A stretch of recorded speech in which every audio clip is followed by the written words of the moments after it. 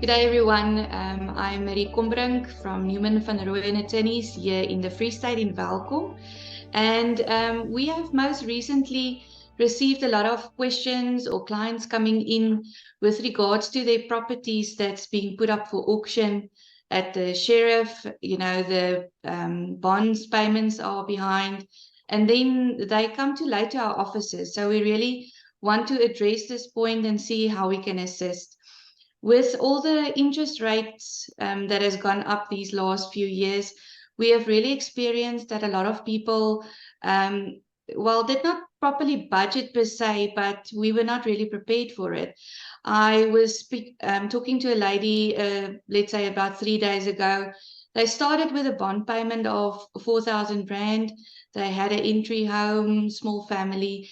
And now, after all the interest rate increases, the payment per month is 7,000 Rand. So that's a 3,000 Rand increase just on the house. So just imagine on the cars and everything that is also outstanding. And then they get a letter and then they get documentation from the sheriff that's been sent to them or delivered to them. And they don't really react to that because a lot of people, tell them don't take a lot of interest in it. That's your house. They won't really take it. But at the end of the day, the sheriff pictures up there, and then you see something or advertisement in the paper, and you see that your house is up for sale. And only at that stage, the people come to our office and they want to talk to one of the lawyers. And it's really too late, if I can put it like that, because normally it's a high court application that was brought.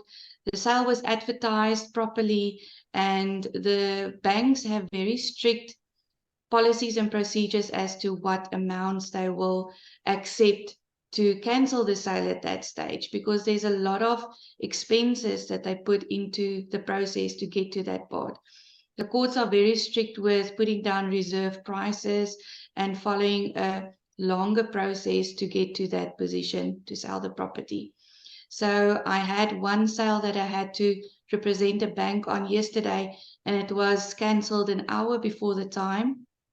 But in that case, I can mention that they had to pay at least 70% of the amount that was in arrears.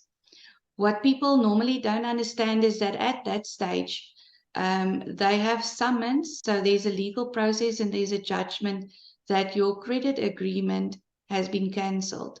So fortunately, there is a process that the credit agreement can be revived, if I can put it like that, by the bank, and there's a process for that which they normally follow. But we will really want to, put the word out there.